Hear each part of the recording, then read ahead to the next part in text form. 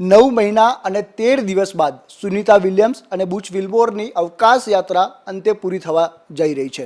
તેઓ જે છે સવારે ત્યાંથી પૃથ્વી પર આવવા માટે ત્યાંથી નીકળ્યા છે અને તેઓ આવતીકાલે સવારે લગભગ 3 થી 4ની વચ્ચે જે છે પૃથ્વી પર લેન્ડ થશે.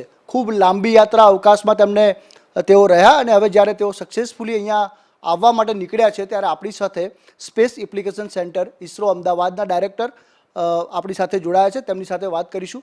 સર, આખરે 9 મહિના અને 13 દિવસ બાદ સુનિતા વિલિયમ્સ હવે તેઓ પરત ફરી રહ્યા છે. આખી જે જર્ની છે તેઓ ત્યાં રહ્યા, પરંતુ હવે જ્યારે તેઓ પરત ફરી રહ્યા છે ત્યારે આ જે તેમનું જે ઉતરાણ છે એને કઈ રીતે જુઓ છો? કયા મુખ્ય ચેલેન્જીસ હશે? આમ તો સુનિતા વિલિયમ્સ પહેલાં પણ અવકાશમાં જઈ ચૂક્યા છે અને રિટર્ન થઈ ચૂક્યા છે, પણ આ વખતની યાત્રા એક અલગ અનોખી પ્રકારની હતી એમની. જેવું આપને જણાવ્યું એ પ્રમાણે કે એ જૂન 5મી 2024ના રોજ અહીંથી બોઈંગના જે સ્ટારલાઇનર જે પહેલીવાર એનો પ્રયોગ થતો હતો એ પ્રયોગાત્મક યાનમાં ત્યાં ઇન્ટરનેશનલ સ્પેસ સ્ટેશન તરફ રવાના થયા હતા અને ત્યાં આગળ એમનું ડોકિંગ થયું હતું અને એ પછી રિટર્ન આવવાની પ્રક્રિયા પણ એ જ સ્ટારલાઇનર માધ્યમથી જ હતી. પણ એમાં એક ખામી સર્જાવાને કારણે ગેસ લીકેજ પ્રોબ્લેમ હતો થ્રસ્ટરમાં, તો એને લીધે નાસાએ પછી નિર્ણય લીધો કે એમાં પાછું આવું સુરક્ષિત નહીં જણાય, એટલે એમણે એ મિશન ત્યાં આગળ પડતું મૂક્યું હતું અને એમને ઇન્ટરનેશનલ સ્પેસ સ્ટેશન પર રહેવા માટે એ રીતે એ લોકો મજબૂર થયા હતા. તેઓ જ્યારે પરત ત્યાં આવવા નીકળ્યા છે તો હવે કયા કયા ચેલેન્જીસ રહેશે? કેમ કે જતી વખતે તો ખાસા ચેલેન્જીસ રહ્યા, 9 મહિના સુધી તેમને રોકાવું પડ્યું, પણ પૃથ્વી પર જે ઉત્તરાયણ છે તેમાં કયા કયા ચેલેન્જીસ રહેશે અને જે ઉતરશે ત્યારે ત્યાં સુધીની પ્રોસિજર શું રહેશે? કોઈ બી યાન અહીંયાથી આપણું પૃથ્વીનું જે વાતાવરણ છે એને પ્રસાર કરીને અવકાશમાં જાય તો એ મુશ્કેલ ઘડી તો હોય જ છે. એવી રીતે જે રિટર્ન થાય છે, પાછું જ્યારે પ્રવેશ કરે છે આપણા વાતાવરણ પૃથ્વીના વાતાવરણમાં, એ વધારે જટિલ પ્રક્રિયા હોય છે. તો એ પ્રમાણે એ લોકો ત્યાં પહોંચી તો ગયા, ઇન્ટરનેશનલ સ્પેસ સ્ટેશન જોડે ડોકિંગ પણ થઈ ગયું અને યોગાનુયોગ જે ખામી સર્જાવાને કારણે એ પાછા રિટર્ન ના થઈ શકે. 8 દિવસનું જ મિશન હતું પણ એ લંબાઈ ગયું 9 મહિના 13 દિવસ, જેમ આપણે જણાવ્યું એ પ્રમાણે. અને હવે એમનો પાછા આવવાનો સમય નક્કી થઈ ચૂક્યો છે. તો જે ચેલેન્જીસ છે, જે પ્રક્રિયા છે કે આખું જ્યારે યાન ત્યાંથી છૂટું પડી ગયું છે સવારે, જેમ આપણે જણાવ્યું પ્રમાણે, અને પૃથ્વી તરફ આગળ વધી રહ્યું છે અને જ્યારે પૃથ્વીના વાતાવરણમાં એક એંગલ ઓફ એટેક પ્રમાણે એણે એન્ટર થવું પડશે, જેથી કરીને જે મિનિમમ ટેમ્પરેચર રાઇઝ થાય. આપણે ખ્યાલ હશે કે લગભગ 4,000 થી 5,000 ડિગ્રી સેન્ટીગ્રેડ જેટલું જ્યારે પૃથ્વીના વાતાવરણમાં યાન કોઈ પ્રવેશ કરે ત્યારે એટલું ટેમ્પરેચર કે એ જનરેટ થતું હોય છે. તો એ પ્રમાણે એ વખતે ધ્યાન રાખવું પડશે કે એક તો એંગલ ઓફ એટેક બરાબર હોય, એ તો બધું આખું ગોઠવાયેલું છે કે આવા ઘણા મિશનો પહેલાં થઈ ચૂક્યા છે, તો એમાં કોઈ મુશ્કેલી સર્જાવાની શક્યતા નથી. પણ જ્યારે એ પૃથ્વી પર રિટર્ન થશે, પછી ડીબૂસ્ટ અને પછી જ્યારે ડિસેન્ટ શરૂ થશે એ વખતે એ ખાસ એક જટિલ પ્રક્રિયા હોય છે. પણ મેં કીધું એમ કે આવા ઘણા મિશનો થઈ ચૂક્યા છે અમેરિકા દ્વારા, રશિયા દ્વારા અને અન્ય દેશો દ્વારા. તો એના વિશે પૂરી જાણકારી ને ટેકનિકલ માહિતી એ પ્રમાણે જ આખું ડિઝાઇન કરેલું હોય છે. એની પર હીટ શીલ્ડ હોય છે, પણ કોઈ બી મેં કીધું એમ વાતાવરણમાં પ્રવેશ કરવો એ બહુ જટિલ પ્રક્રિયા હોય છે અને એમાં કોઈક જગ્યાએ કંઈક, જેવું લાસ્ટ ટાઈમ આપણે જોયું હતું કે કલ્પના ચાવલાનું જે કોલંબિયા સ્પેસ શટલ હતું એ આખું ડિસ્ટ્રોય થઈ ગયું હતું. એનું જે હીટ શીલ્ડ છે એમાં ખામી સર્જાવાને કારણે. તો એ બધી પ્રક્રિયામાંથી પસાર થઈને તેઓ સફળતાપૂર્વક, સુરક્ષાપૂર્વક સવારે 3:27ની આજુબાજુ લેન્ડ કરશે. તો પૃથ્વીમાં વાતાવરણમાં પ્રવેશ કરો અને પછી ડીબૂસ્ટ અને ડિસેન્ટ એ એક જટિલ પ્રક્રિયા છે. એ એક થોડી મુશ્કેલી ભરી ગણાય, પણ મેં કીધું એમ ઘણા મિશનો થઈ ચૂક્યા હોવાથી એમાં કોઈ એવી અપેક્ષા નથી કે કોઈ ખામી સર્જાય. અને પછી પાછું આવ્યા પછી જે આપણે કહેવાય એમની રિકવરી કરવામાં કે જ્યાં લેન્ડ થશે, આમ તો જીપીએસને એના માધ્યમથી કઈ જગ્યાએ લેન્ડ થાય એ બધી માહિતી તરત જ મળી જતી હોય છે અને પછી કોસ્ટગાર્ડ કે નેવીની ટીમો રેસ્ક્યુ ટીમ તરીકે ત્યાં જઈને એમને રિકવર કરશે અને પછી એમને ક્વોરન્ટાઇનમાં થોડો સમય રાખવામાં આવશે અને પછી એ પોતાના ઓફિસ કે ઘરે જઈ શકશે. બિલકુલ સર. એટલે કેટલાક ચેલેન્જીસ તો છે, પરંતુ જે રીતે અનુભવ છે તે પ્રમાણે તેઓ ઇઝીલી લેન્ડ થઈ શકશે, એટલે આશા રાખીએ. પરંતુ સર, એક ખૂબ મહત્ત્વની ઘટના છે કે તેઓ ત્યાં ગયા હતા, એમનો એજન્ડા મુખ્ય શું હતો, લોકો જાણવા માંગે છે. અને આટલો સમય ત્યાં રહ્યા તો કયા કયા પ્રકારના સંશોધનો થયા હોય અને એનાથી આપણે શું બેનિફિટ થઈ શકશે એની ઉપર થોડો પ્રકાશ આપશો. તો આપને તો ખ્યાલ જ હશે કે નાસાએ જે આ ઇન્ટરનેશનલ સ્પેસ સ્ટેશન બનાવ્યું હતું તો એ એકલું નાસાનું નથી, અમેરિકાનું નથી, એમાં ઘણા દેશો એમાં ભાગીદાર છે. યુરોપિયન સ્પેસ એજન્સી છે, ચાઇના છે, રશિયા છે, તો એ બધા દેશો એમાં સામેલ છે. ભારત અનફોર્ચ્યુનેટલી એમાં સામેલ નથી એક સહયોગી દેશ તરીકે, પણ હવે આપણો એસ્ટ્રોનોટ ત્યાં જવાનો છે તો એ રીતે આપણે એમાં સામેલ થઈશું, પણ એઝ એ કોઓપરેટિવ એલાયન્સમાં આપણે એમાં સામેલ નથી ઇન્ટરનેશનલ સ્પેસ સ્ટેશનના. તો આ બધા દેશોએ મળીને જે ઇન્ટરનેશનલ સ્પેસ સ્ટેશનની આખી પ્રણાલી ઊભી કરી છે એ પ્રમાણે એમાં આગળ અન્ય મિશનો કરવા માટે નાસાએ હવે એવો કોમર્શિયલ એપ્રોચ લીધો છે કે એ લોકોએ 2 પ્રાઇવેટ પાર્ટીઓ, જેમાં એક સ્પેસએક્સ અને બીજી બોઈંગ, એ બેઉને પણ પોતાના યાન ત્યાં આગળ લઈ જવા માટે અને ડોકિંગ કરવા માટે મંજૂરી આપી હતી. તો સ્પેસએકે એની બીજી ફ્લાઇટમાં જ જે ક્રૂ ડ્રેગન કરીને એની જે સિરીઝ છે એ જેના 10મા ફ્લાઇટ તરીકે ક્રૂ 10 જે અત્યારે આ પહોંચ્યું છે ત્યાં આગળ સુનિતા વિલિયમ્સને એ બધાને પાછું લાવવા માટે, તો એ લોકોએ તો સક્સેસફુલી બીજી ફ્લાઇટથી જ શરૂ કરી દીધી છે એમનું કાર્ય, અને અત્યારે આ 10મી ફ્લાઇટ છે ક્રૂ 10 જે ગયું હતું હમણાં ડોકિંગ કરવા માટે. અને એવી રીતે બોઈંગને પણ એ પ્રકારનો ઓર્ડર આપવામાં આવ્યો હતો કે એ લોકો પણ પોતાનું યાન બનાવે અને ત્યાં મોકલે. તો એ લોકોના પ્રયત્નો અત્યાર સુધી સફળ નહોતા થયા. આ વખતે એ લોકો રેડી હતા અને જે પેલું સ્ટાર લાઇનર જેમનું પ્રોગ્રામ છે એની અંતર્ગત સ્ટાર લાઇનર યાન એમણે મોકલ્યું હતું, જેમાં સુનિતા વિલિયમ્સ અને બુચ વિલ્મોર ત્યાં આગળ પહોંચ્યા હતા. પહોંચી તો ગયા, પણ મેં કીધું એમ જેમ ખામી સર્જાવાને કારણે, ગેસ લીકેજને કારણે પાછા આવવું એમાં સુરક્ષિત નહોતું, એટલે પ્રોગ્રામ ત્યાં એબેન્ડન થયો અને યાન પોતે તો પાછું આવી ગયું પણ એમાં માનવ રહિત આવ્યું, માનવ સહિત આવવાનું હતું એને બદલે. તો જે મિશન મેં કીધું એ પ્રમાણે કે 8 દિવસનું મિશન હતું એ વખતે, જૂન 5મીએ રવાના થયા હતા, જૂન 13મીએ પાછા આવવાનો પ્રોગ્રામ હતો 2024. તો એ આવી ના શક્યા એટલે ત્યાં એમણે રહેવું પડ્યું. હવે નાસાનો પ્રોગ્રામ એવો હોય છે કે દર 6 મહિને એ લોકો આ જે એક ક્રૂ મિશન એટલે કે માનવ સહિત મિશન ત્યાં મોકલે છે, અને ત્યાં જે 4 એસ્ટ્રોનોટ 6 મહિના રોકાઈ ચૂક્યા હોય છે એમને પાછા લાવવાની આખી પ્રક્રિયા હોય છે, અને એમની જગ્યાએ બીજા 4 એસ્ટ્રોનોટ ત્યાં આગળ નવા જાય છે. તો આ રીતે રોટેશન થયા કરે છે અને દર 6 મહિને આ ક્રૂ યાન એ લોકો મોકલે છે.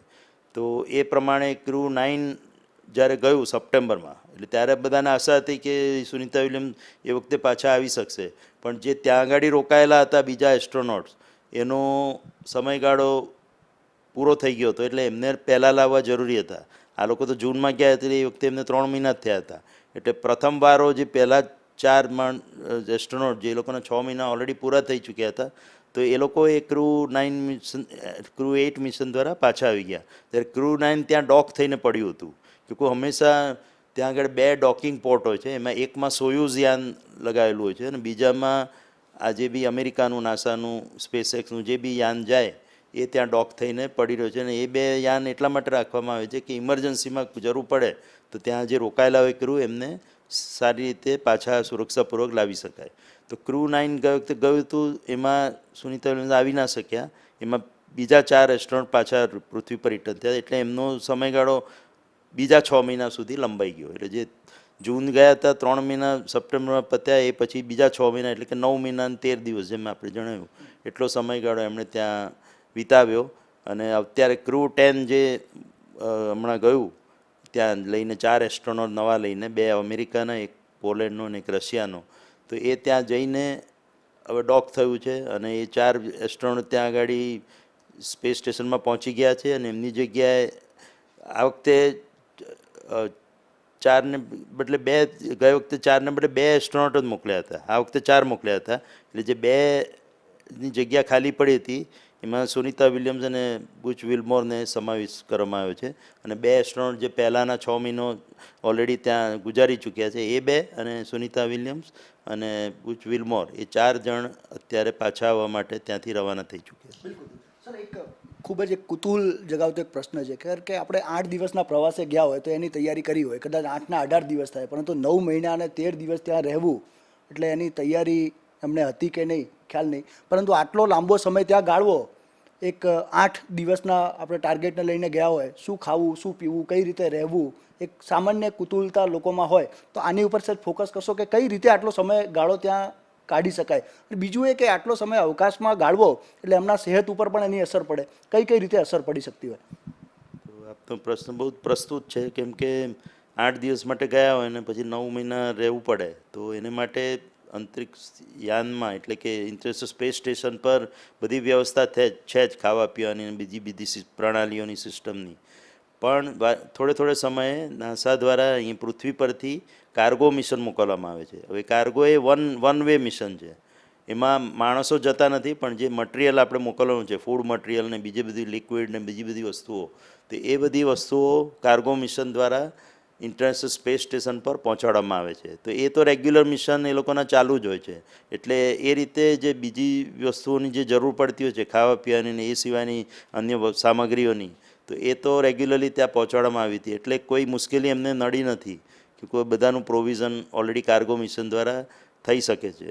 એટલે જે આપણે કીધું એમ સમયગાળો વધવાથી એમણે કંઈ પહેલાં લઈને જવાની જરૂર હતી નહીં, રેગ્યુલર કાર્ગો મિશન દ્વારા એ કરવામાં આવે છે. એટલે મેં જણાવ્યું એમ જે પેલા ક્રૂ મિશન છે એક પ્રકારનું મિશન છે, આ કાર્ગો બીજા પ્રકારનું મિશન છે. મેં કીધું એમ વન વે મિશન છે, એટલે ત્યાં ગયા પછી બધું મટીરિયલ પહોંચી ગયા પછી એ જે યાન છે એ વાતાવરણમાં ત્યાં આગળ ડિસ્ટ્રોય થઈ જાય છે, કે એને પાછું રીએન્ટ્રી કરવાની નથી હોતી. હેલ્થ સર, એમની હેલ્થ સ્નાયુઓ ઉપર બી અસર, હાડકા ઉપર અસર પડે. જે આપણે બીજી વાત કરી કે આટલો લાંબો સમય રોકાવાથી જે એમના હેલ્થ ઉપર, એમના શરીર ઉપર જે લાંબા ગાળાની અસરો થાય છે, એક ટૂંકા ગાળાની અને લાંબા ગાળાની બે પ્રકારની જે અસરો થાય છે, એમાં ખાસ કરીને ત્યાંનું વાતાવરણ તો પ્રેશરાઇઝ છે, પણ માઇક્રોગ્રેવિટી એટમોસ્ફિયર હોવાથી એટલે હલનચલને એમાં મુશ્કેલી પડે છે. તો એ તો સ્પેસ શૂટને બધું પહેર્યું એટલે એમાં વાંધો નથી આવતો. પણ એ સિવાય જે બીજું એક મહત્ત્વની વાત જે હોય છે કે એમને પર જે રેડિયેશનની ઇફેક્ટ થાય છે, એ વધારે જે કહેવાય કે એ ચિંતાજનક હોય છે, કે કોઈ એને લીધે તમારા હાડકા ઉપર, શરીરના અન્ય ભાગો પર, અવયવ ઉપર એ વખતે ડાયરેક્ટ અસર ના થાય તો પણ ભવિષ્યમાં જે ખામીઓ સર્જાવાની શક્યતાઓ રહે છે, જેવું કે આપણે પૃથ્વી પર લોકોને કેન્સર થતું હોય છે, ખાસ કરીને રેડિયેશનની ઇફેક્ટને કારણે, તો એ બધી શક્યતાઓ વધી જાય છે. આપણે આશા રાખીએ કે એવી કોઈ સમસ્યા આ લોકોને નડે નહીં, ખાસ કરીને સુનિતા વિલિયમ જે આપણે ભારતીય તરીકે આપણે ગૌરવ છે એમના ઉપર, તો એમને આવી કોઈ સમસ્યા નડે નહીં. પણ એ એક પ્રકારની એક સંભાવના તો રહેલી છે કે જે બાયોલોજિકલ ઇફેક્ટ રેડિયેશનને કારણે આપણા શરીર પર થઈ શકે છે, એ એક પ્રોબ્લેમેટિક વસ્તુ થઈ ગઈ. અને બીજું છે હાડકાઓની નબળાઈ ને એ બધી જે સામાન્ય માણસ, ઇવન એજિંગથી આપણને થાય છે, એટલે એજિંગ ત્યાં બહુ ફાસ્ટ થઈ જાય છે. બીજું એક કહેવાનું છે. ત્રીજી વસ્તુ જે અમારા જ્યારે એસ્ટ્રોનોની ટ્રેનિંગ માટે અમારા સાયન્ટિસ્ટોને જાણકારી મેળવવા માટે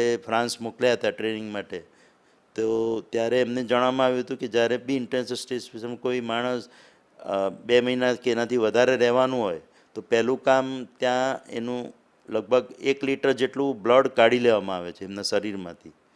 તો એ બી એક અલગ પ્રકારના જે કહેવાય કે ન્યૂઝ કહેવાય, કેમ કે એનું કારણ એ હોય છે કે આપણું જે હાર્ટનું પમ્પિંગ છે એ આટલું બધા બ્લડને સપોર્ટ નથી કરી શકતું. જે આપણે પૃથ્વી પર ગ્રેવિટીને લીધે બ્લડની જરૂર હોય છે એટલી બ્લડની જરૂર માઇક્રોગ્રેવિટી એટમોસ્ફિયરમાં હોતી નથી. તો એને કારણે આ બ્લડ કાઢી લેવામાં આવે છે જેથી હાર્ટને પમ્પિંગમાં સરળતા રહે. તો આવા બધા જે ઇસ્યુઝ છે એને લીધે એમના જે શરીર ઉપર જે બાયોલોજિકલ ને બીજી ફિઝિયોલોજિકલ અસરો થઈ શકે છે, એ અંગે આપણે એમણે સાવચેત રહેવાની જરૂર પડશે અહીંયા આવ્યા પછી. એટલે જ ક્વોરન્ટાઇન કરવામાં આવે છે. એ પછી એમની તબિયતની બરાબર કાળજીપૂર્વક દેખરેખ રાખવામાં આવે છે અને જે બી એમને જરૂર હોય એ પ્રકારની સુવિધા આપવામાં આવે છે. બિલકુલ સર, ખૂબ ચેલેન્જીસ છે, ખૂબ ઘણા બધા છે, એમના હેલ્થ ઉપર પણ ઘણા મોટા અસર પડી શકે છે, તમે જણાવ્યું. એક અંતિમ પ્રશ્ન એ છે કે સુનિતા વિલિયમ્સ સાયન્ટિસ્ટ ભલે અમેરિકાના છે, પરંતુ મૂળ આપણા ભારતીય છે, ગુજરાતના છે. તો આ સૌથી વધારે સ્પેસમાં, અવકાશમાં રહેવાનો આ એક એમનો એક આ મોટી ઉપલબ્ધિ હશે કે સૌથી કોઈ મહિલા આટલા સમય ત્યાં રહ્યા હોય, તો આ કેટલા ગર્વની બાબત છે. આ ઉપલબ્ધિને કઈ રીતે જુઓ છો? સુનિતા વિલિયમ્સ પહેલાં પણ અવકાશમાં જઈ ચૂક્યા છે અને ઘણા એમણે રેકોર્ડ બનાવ્યા છે ત્યાં રહેવાના, વોક કરવાના અને અલગ પ્રકારના એક્સપેરિમેન્ટ કરવાના. તો એ બધા રેકોર્ડ તો એમના નામે છે જ, પણ એ સાથે જ આ રીતે એક જેને કહેવાય ને સ્ટ્રેન્ડેડ થઈ ગયા ત્યાં સ્પેસમાં. આપણે કોઈ જગ્યાએ જઈએ અને કંઈક બીજા અકુદરતી એના લીધે ફસાઈ જઈએ તો એવું એક રીતે કહેવાય કે ફસાઈ ગયા હતા સ્પેસમાં. પણ એ જેટલું મોટું સ્વરૂપ આપવામાં આવ્યું છે એવું કંઈ મુશ્કેલી હતી નહીં. ખાસ કરીને કે મેં કીધું એમ 6 મહિને એમના રોટેશન પ્રમાણે ક્રૂ મિશન થતા જ હોય છે. એટલે આ થોડો એમનો સમય 3 મહિના વધારે લંબાઈ ગયો. બાકી 6 મહિના તો રેગ્યુલર રૂટીન. હા, અને એ પ્રકારનો એ જે રેકોર્ડ છે એ બનાવી શક્યા. મને ખ્યાલ નથી કે એક્ઝેક્ટલી આ વર્લ્ડ રેકોર્ડ બન્યો કે નહીં. કદાચ વર્લ્ડ રેકોર્ડ નથી અત્યારે ટોટલ જે સમયગાળો છે. પણ એક સ્ટ્રેચમાં 9 મહિના રહેવું એ ઘણો જ બહુ લાંબો સમય કહેવાય. 9 મહિના અને 13 દિવસ જેમ આપણે જણાવ્યું એમ. તો એ રીતે અને એક મહિલા તરીકે એમનો એ રેકોર્ડ જ ગણાશે. અને ખાસ કરીને એક ભારતીય હોવાને નાતે આપણે એમના ઉપર ગર્વ તો છે જ. અને આ ઉપલબ્ધિથી વધારે સવિશેષ લોકો ગર્વનું અનુભવે છે પોતાને. પણ એમને પોતાને તો આ દરમિયાન ઘણી મુશ્કેલી પડી જ હશે, ખાસ કરીને એવા વાતાવરણ. પણ જે એમનું લેટેસ્ટ ટ્વીટને એ જે મેં જોયું એ પ્રમાણે તો તેઓ બહુ ખુશ હતા. અને એમણે જણાવ્યું કે મને કોઈ બી અહીંયા મુશ્કેલી પડી નથી. જે માહિતી આમ પૃથ્વીના લોકો એઝ્યુમ કરે છે કે એમને બહુ જ મુશ્કેલી પડી હશે અને ખરેખર એ તકલીફમાં છે એવું કશું હતું નહીં. એમની પોતાના દ્વારા જ આ જણાવવામાં આવ્યું છે. અને હવે જ્યારે રિટર્ન થઈ રહ્યા છે ત્યારે પણ એ બહુ ખુશ જણાતા હતા, જે લેટેસ્ટ ઇન્ફોર્મેશન આવી છે એ પ્રમાણે. અને આપણને સૌને પૂરી ખાતરી છે કે સફળતાપૂર્વક અને સુરક્ષાપૂર્વક આજે સવારે વહેલી સવારે આવતીકાલે 3:27 આજુબાજુ પૃથ્વી પર લેન્ડ કરશે. જે પછી રિહેબિલિટેશન, રિકવરી અને ક્વોરન્ટાઇન એ બધી પ્રોસિજર થશે. અને ખાસ કરીને નેક્સ્ટ 6 months to 1 year એમની તબિયત પર ખાસ નજર રાખવાની રહેશે. અને એની બધી તૈયારીઓ મને ખાતરી છે કે થઈ જ ચૂકી હશે. ખૂબ ખૂબ આભાર સર આપનો. નિલેશ દેસાઈ હતા, સ્પેસ એપ્લિકેશન સેન્ટર અમદાવાદ ઇસરોના ડાયરેક્ટર. અને તેમને જે છે સંપૂર્ણ વિગત, તેઓ જ્યારે સુનિતા વિલિયમ્સ અવકાશમાં ગયા અને હવે જ્યારે ઉતરાણ કરી રહ્યા છે ત્યાં સુધીની આખી ગતિવિધિ તેમણે ગુજરાત ફર્સ્ટ સાથે વર્ણવી. અને તેમને જે છે આજે મહિલા તરીકે સૌથી વધારે સ્પેસમાં રહેવાની તેમની જે ઉપલબ્ધિ છે તેને પણ જે છે ગર્વ છે. કારણ કે અમેરિકાના તેઓ ભલે વૈજ્ઞાનિક હોય પરંતુ ગુજરાતની દીકરી છે, એટલે ખૂબ મોટી ઉપલબ્ધિ ગણાવી છે. અને હવે આવ્યા બાદ તેમની જે હેલ્થ છે તેને લઈને વિશેષ કાળજી રાખવાની જરૂર રહેશે તેવું તેમનું કહેવું છે. કેમેરા પર્સન વિજય પરમાર સાથે સંજય જોશી, ગુજરાત ફર્સ્ટ, અમદાવાદ.